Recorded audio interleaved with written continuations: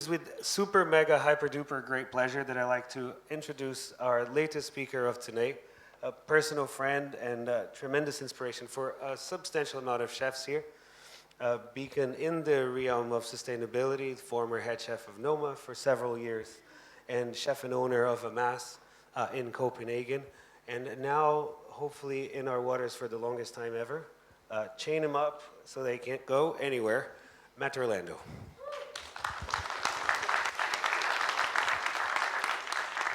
All right. Good afternoon, everyone. So it's 7.5 hours in. I hope everyone had coffee after lunch. So I have spent the last 10 years trying to understand what sustainability means, both psychologically and physically. And what I found the best, and most importantly, how to communicate what that is through the actions that we are doing on a daily basis. Amass started out as a regular restaurant, and we kind of grew into what we were doing over 10 years, and that was a completely organic, naive approach to understanding what this word means. And just to put a little context of how this whole journey started, for me personally, we had been open for about 6 months. In the first 6 months of a restaurant opening, when it's over, you actually don't remember what happened. You've been punched in the face numerous times, and you are just trying to make sense of it all. And I was just having a casual conversation about a week before we were supposed to go back to work with a friend, and she asked me, she says, "So what's next?" And I looked at her very confused, and I said, "Well, what do you mean? I mean, we're running a restaurant where we're doing it. Like, we're going to serve food and wine and cool atmosphere." And she's like, "Yeah, but what do you want to, what's the bigger picture for you?" And me being young and naive at the time, I was just kind of shushed it off and didn't really understand the question. But as I left that meeting, there was a word that was bouncing around in my head, and at that time, I didn't realize the impact it would have on me, but this word of responsibility just kept ping-ponging in my head for the remaining week before we went back to work. And I was trying to understand that in the concept of a restaurant, because not one restaurant that I'd ever worked at before Amass, this word was even part of the dialogue used on a daily basis. And so really, I opened the restaurant with my wife and Julie, and she very much doesn't like the limelight, so she deserves a lot of credit for what Amass was and where it became. But I said to her, this is 2 days before we were supposed to have the all-staff meeting. I said, we need to rethink of everything that we're doing. And she's like, "What are you talking about? We just fought for 6 months to get to a certain place of running a restaurant." And she says, "Well, what are you thinking?" And I said, "I don't know. I think I need to think about it, and you'll find out on the day we come back." And she's like, "Great. I just don't. Most of my relationship in the restaurant was her just closing her eyes and me doing outrageous shit. Not always to the benefit of the restaurant." So we came back to work, and I sat down with the crew, and I said, "Listen, we've worked so hard. We have systems in place. We have a direction we're going. We have a great team. We're going to forget about all of that, and we're going to start over from this day forward and create a new restaurant." And everyone just looked at me like, I don't know if anybody here knows where Christiania is, but they all looked at me like I had spent 3 weeks in Christiania. And I said, "We are going to approach every decision we make within this restaurant, and we're going to apply the phrase, is this the most responsible way to address this issue?" And not being naive, that a restaurant is a place where decisions have to happen in the moment, and you don't always have a lot of time to say, "Oh, well, let's do it like this, and here's the plan." If we had to make a decision in that moment, we would make the decision, and then the next day sit down and talk about what the most responsible version of that decision is, identify it, and then work towards that for that particular topic or situation. So that's just a little, for those of you who don't know what Amass was, that's a little kind of background of how we got to here. So I've spent the last 10 years, or I wouldn't say we, because I had an amazing team that really drank the Kool-Aid and really was into what we were doing. So I always found communicating, distilling something down to the most basic version of something. I've asked so many times, can you define sustainability in one sentence? And for me, it was, it's easy. You can go online and Google it and see what sustainability means.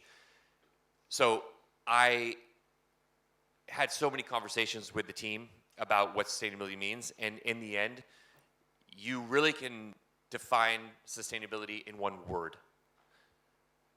And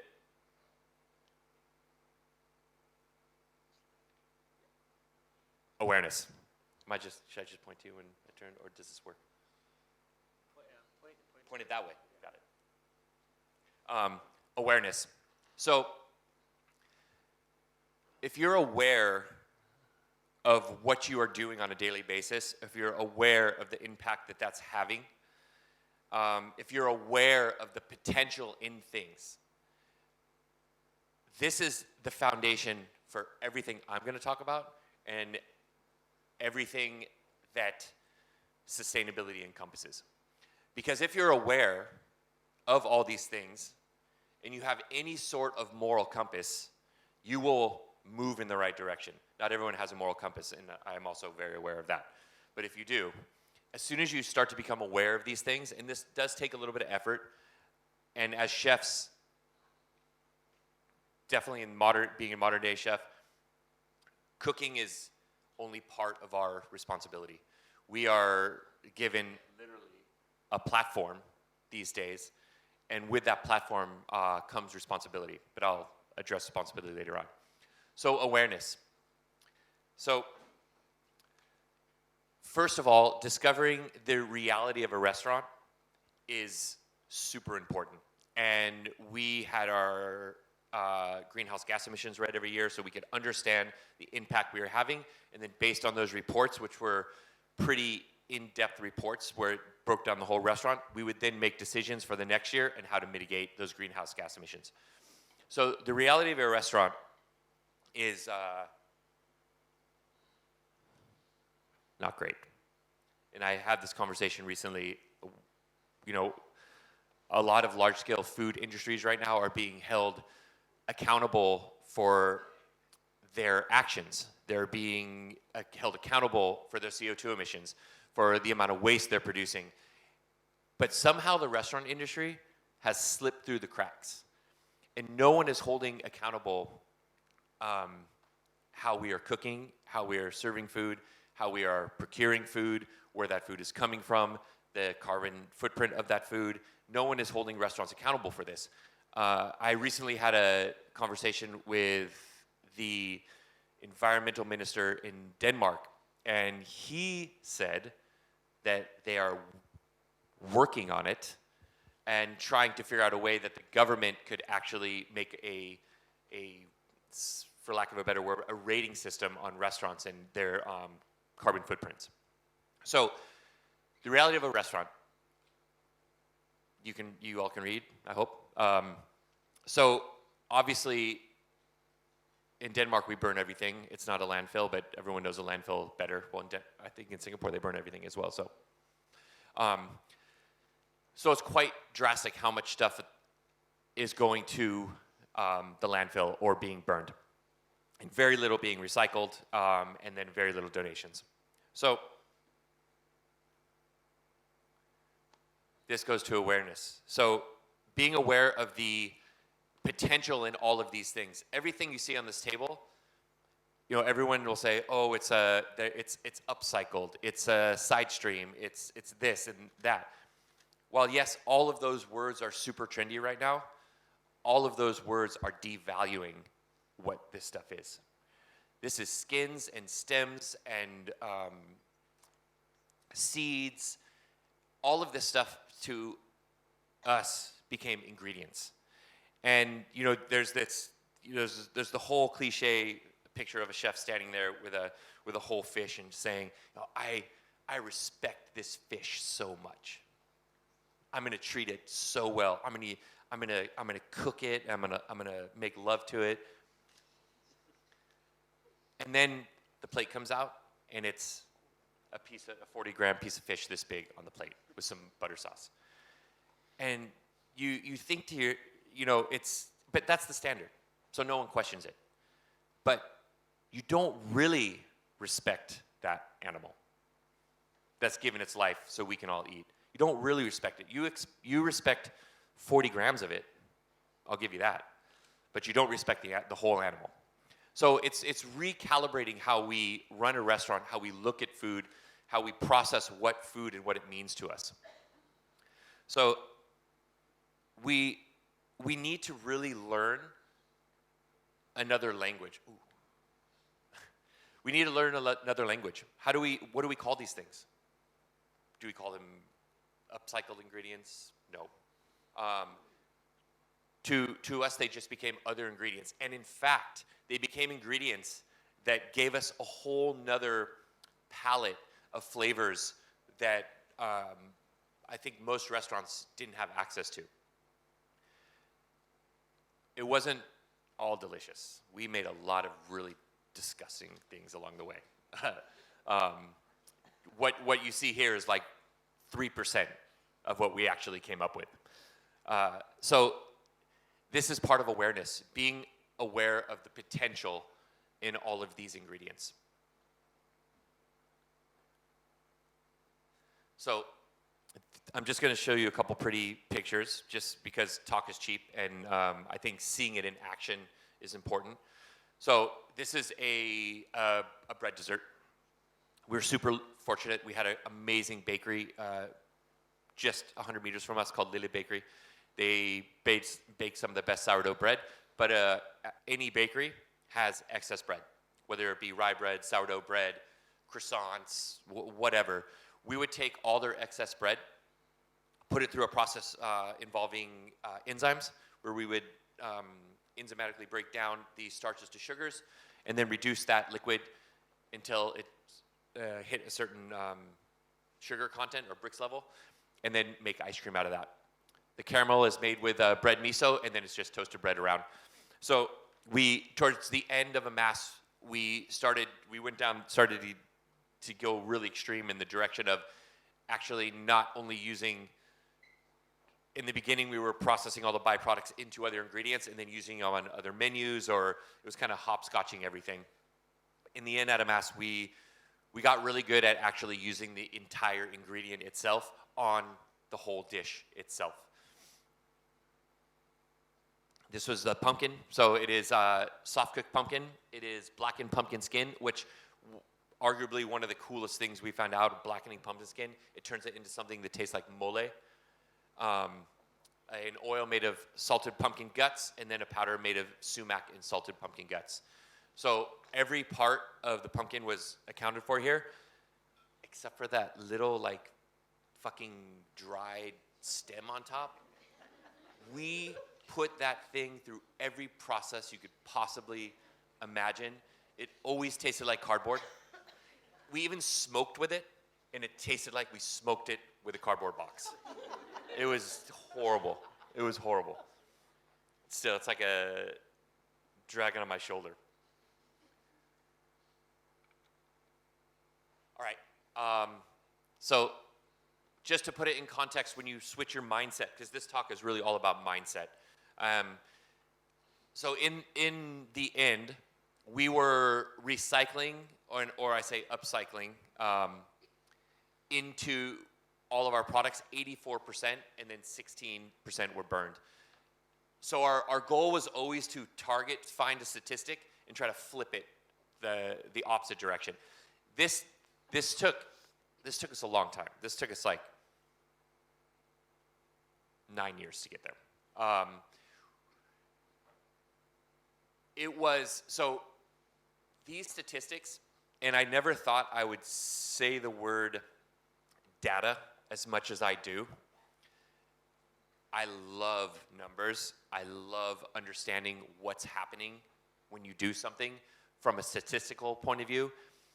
When we first started, I didn't understand the importance of that because until we started to get our greenhouse gas emissions read every year and seeing those reports, because we had been operating for about 3 years before we got our first emissions report, and that we were already doing things, and we did the report, and I was saying to the whole team, I'm like, we're gonna crush this.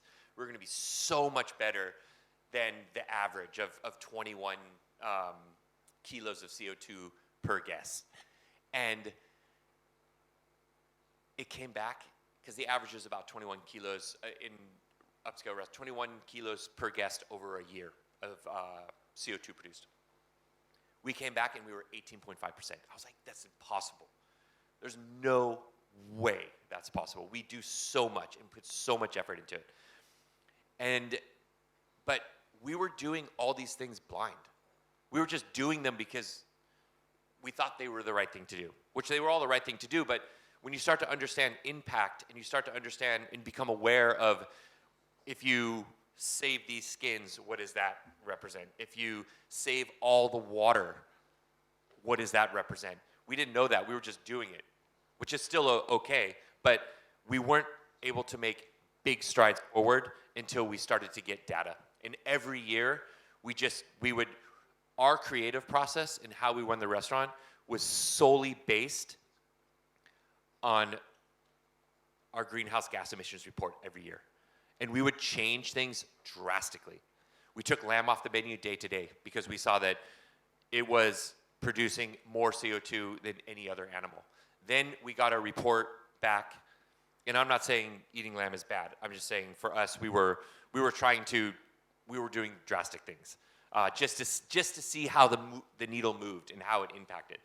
I remember 5 years ago, we got our report back, and beef and pork represented 20% of our purchasing, but 80% of our greenhouse gas emissions.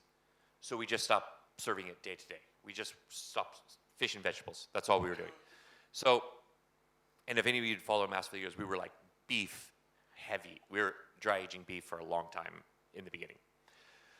So it also brings me to, in order, and I was touched on earlier, in order to work in this way, chefs need to be somewhat flexible and kind of step out of their comfort zone.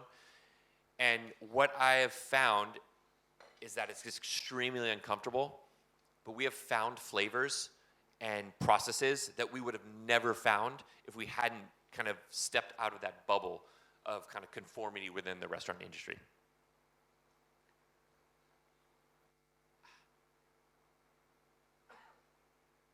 Impact. The I in air. So now that you're aware, now that you are moving in the right direction, with this awareness comes the responsibility of creating impact. So now you have the tools to create impact. So we got down the road with Amass. I think we're maybe 8 years in, 7.5 years in, and we got to the point where like, okay, we're doing all these cool things, we're creating all these cool flavors. Okay, but we do like 50 guests a night. So that's not real physical impact. So what do we have that we know that we can scale and have massive impact?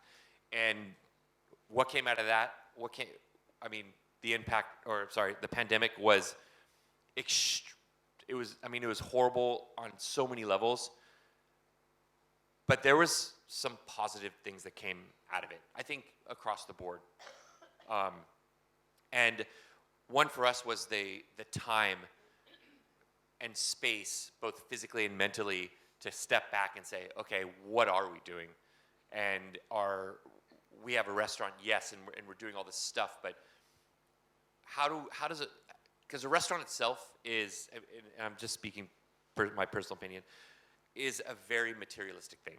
It's something that people pay money for. It's something that not everyone can afford to do.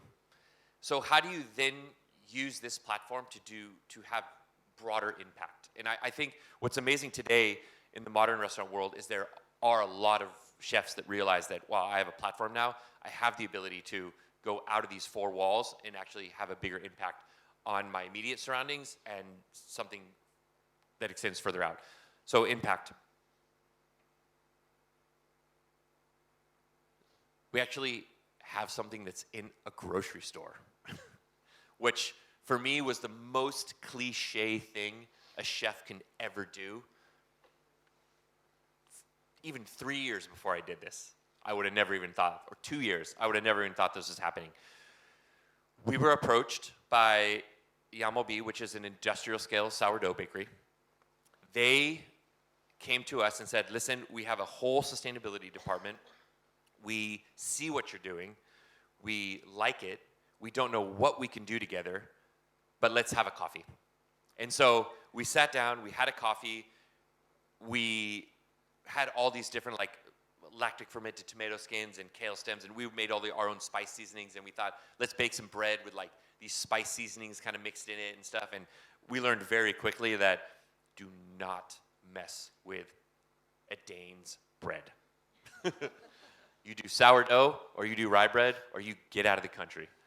So then after we had done this, I then kind of recalled, because we had done that bread ice cream about 2 years prior to this conversation.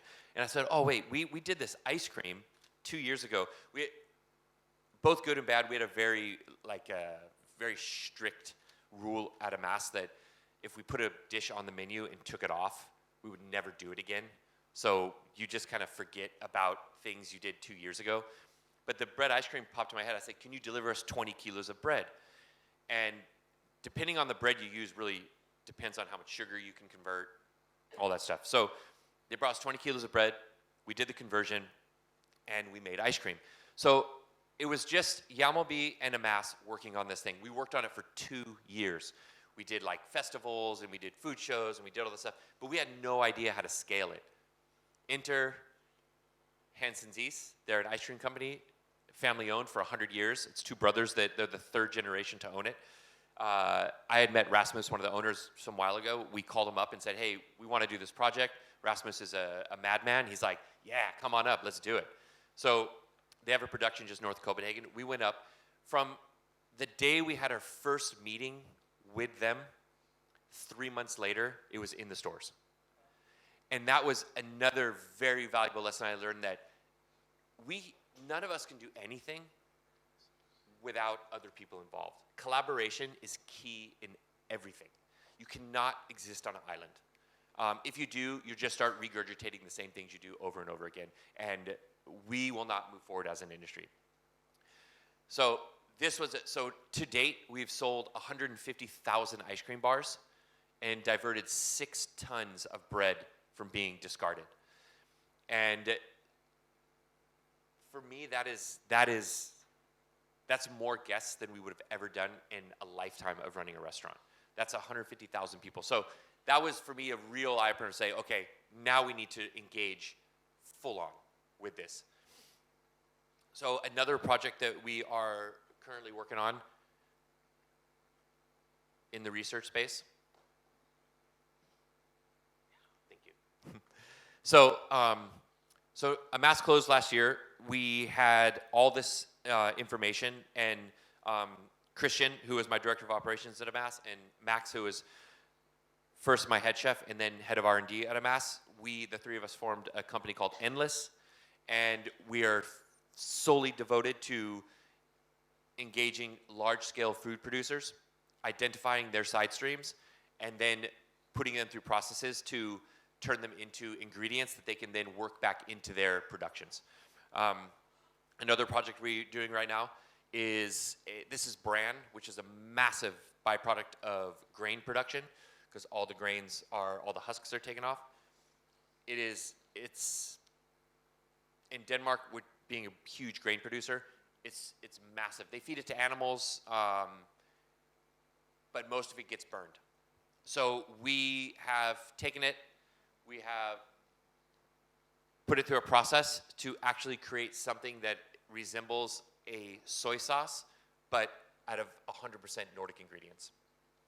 And I never thought I would ever look this happy standing in such a sterile environment.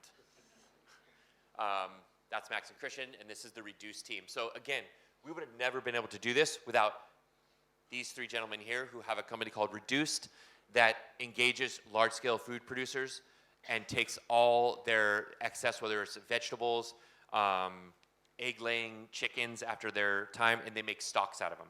So this is who we're working with on this project. So now you have impact. So now you're able to create impact. You have information.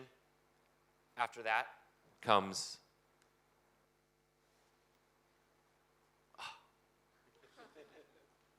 responsibility. We all have a responsibility. If you have information, if you have anything that could help the human race forward in a positive way, you have the responsibility to share that. And I spent the last year, for the first time in 30 years, 32 years, I spent the last year not working in a restaurant. My soul is dying, trust me. I am fiending. Which was interesting because, you know, in a bad way that I haven't been around as much, but in a good way that I was able to be around. I actually was able to be at home with my family all the time. I have 2 kids and a wife. And they definitely didn't see me as much as I should have been there when Amass was running. So I felt a responsibility, because I always felt this responsibility to go out in the world and talk about this and do this and share this. But then all of a sudden I found myself at home. So that responsibility really shifted to my kids. And seeing them every day and realizing that, okay, I need to, as my wife calls it, brainwash them into this way of thinking. And so I started doing stuff at home. My wife, after about 6 months, was like, can you just open another restaurant and get out of here? Dehydrators going everywhere and the oven going overnight to dry shit and fermentation vessels, bubbles all over the kitchen. And so I started to do stuff at home, and not everything was super complicated. So my kids eat a lot of potatoes. And so that was the first thing I noticed. I started going through this whole process I was doing at Amass, identifying things that we were being thrown away and trying to work on processes to turn them into food again. And potato skins was one of the first ones. So, and this is an easy process. I just tossed them in, I blanched them, tossed them in oil and some spices, made potato skin crisps, and my son crushes them. Like, the rest of the family doesn't get them. He sees me making them. He's like 2 and a half, and he'll see me making them, and he'll just roll up on me and like stand on my leg until they're ready. So another thing that they eat a lot of is bananas. This is banana skins that have been just frozen and then defrosted, so they oxidized. And when I told my daughter that I was going to take these banana skins and turn them into salted banana skin caramel, she looked at me, shook her head, and then did this.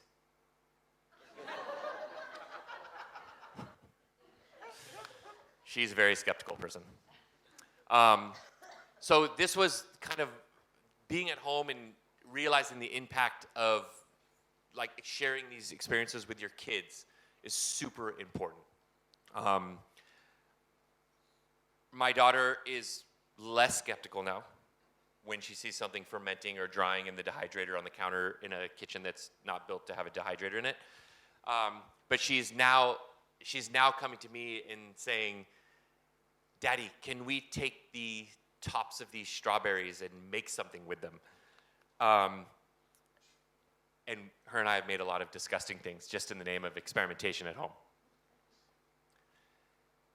I was very fortunate enough to spend a week in the Eriku Valley, traveling around to different coffee processing units to look at how we could take the side streams from coffee production and turn them into other products.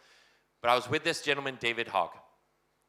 He's from New Zealand, based in Hyderabad now in India, and we spent a week in the Eriku Valley traveling around, and I was standing there with Max, who's my head of R&D, and we were just having a casual conversation with David about something, and he just says, yeah, and waste is just a resource out of place, and then he walked away, and I like take out my phone, I'm like, that was sick. I'm like writing it down, I look over at Max, and he's like, are you writing it down too? And it really just, it was such a simple thing to him that didn't mean anything, but to Max and I had a big impact because we're always trying to figure a way out to communicate, a way to communicate of what we're doing and the importance of it. And this just, it was so simple when he said it. If you want to check out what we're doing in Copenhagen, you can check out Endless Food Company. Or if you want to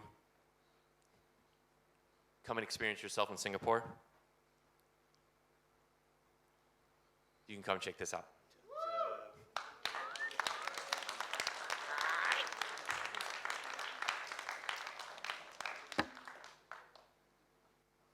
That's it, everyone. Thank you so much. I'm so stoked to be here. The vibe is awesome. The people are amazing. The energy in this city is, I've been coming here a lot in the last year and a half, and like I get goosebumps when I talk about it at home.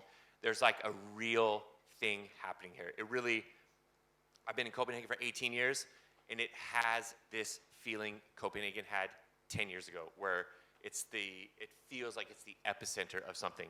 So thank you everyone for creating that vibe, and I'm so pumped to just get to work. So thank you guys.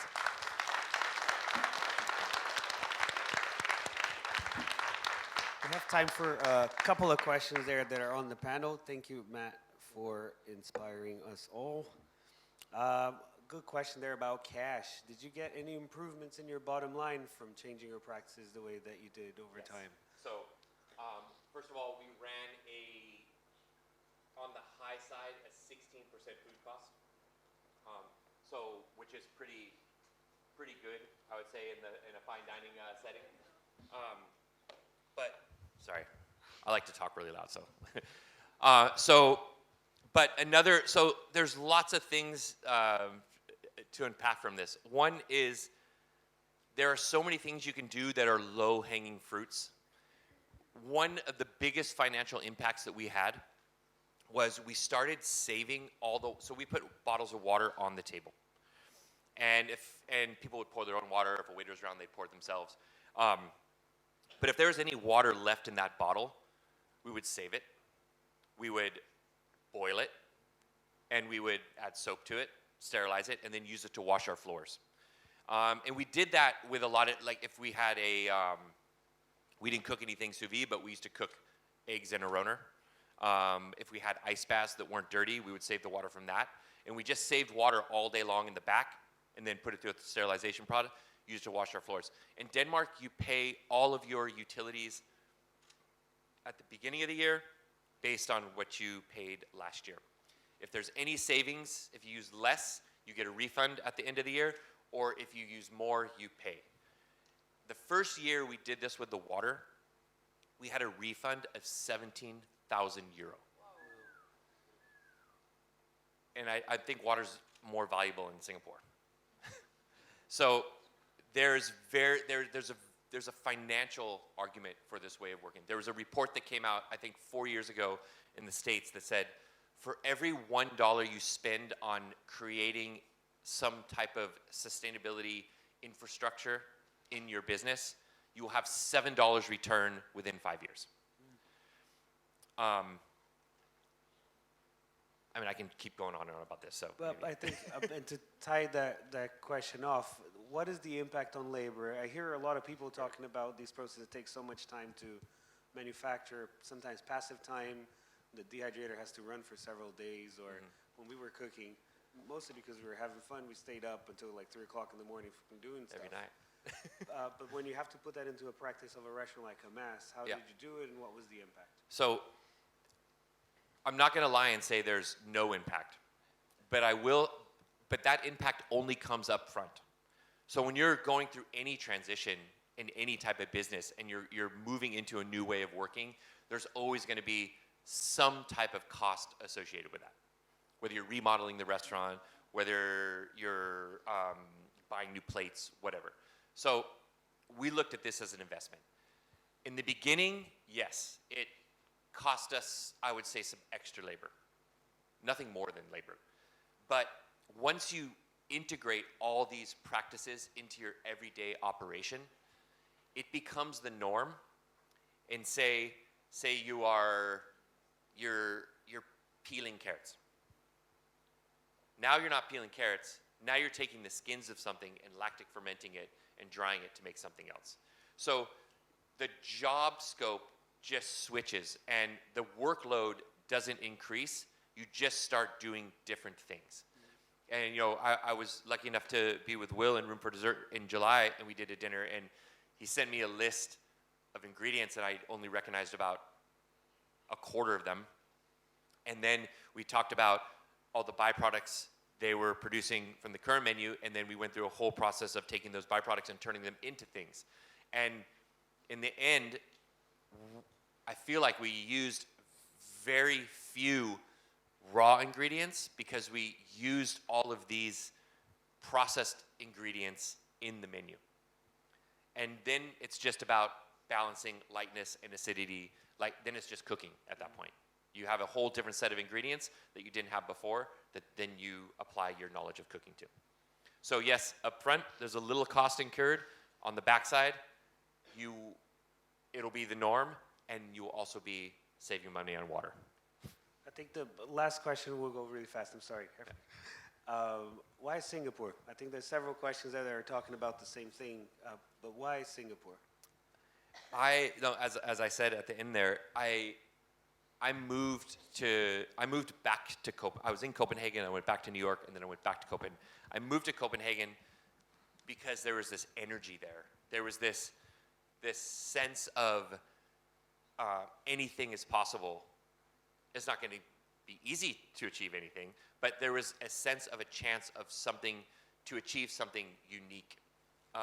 And so that exists here, but I looked at that back then through a very naive, young, I'm going to open a restaurant and just go all in and not really aware of the ecosystem around or what we were doing. Now that I did that for 10 years, and then coming to a place like Singapore, or realizing also you don't have access to, or should I say, how do I say this the most democratic way? It's very hard to scale things in Europe and make a financial case for it if you're trying to get people to invest in it. And coming to Singapore, feeling the energy here, feeling that people are open to new things, feeling that there was a little bit of a niche here for operating a restaurant like this that I haven't seen. If I haven't seen something, please let me know. I've been trying to do as much research as I can. But seeing that there was that niche to fill, seeing that people are hungry for something new. I mean, what the data on Gen Z is that 33% of the population wants to see something new flavors, something refreshing. That was very reassuring to me, so thank you for that. But just feeling the energy of the opportunity here. But also, I'm like super blessed to know a lot of people that are here already, and to see how accepting people have been, and to see how open they are to new people coming into the ecosystem and doing new stuff has been amazing. And it's only kind of really enhanced my desire to be here, because it is, for me it's the most exciting place right now to be cooking, definitely. Thank you very much. This concludes our last presentation. I think we have a few words from Lisa and Darren, or just Darren or Lisa. Thank you, thank you, thank you.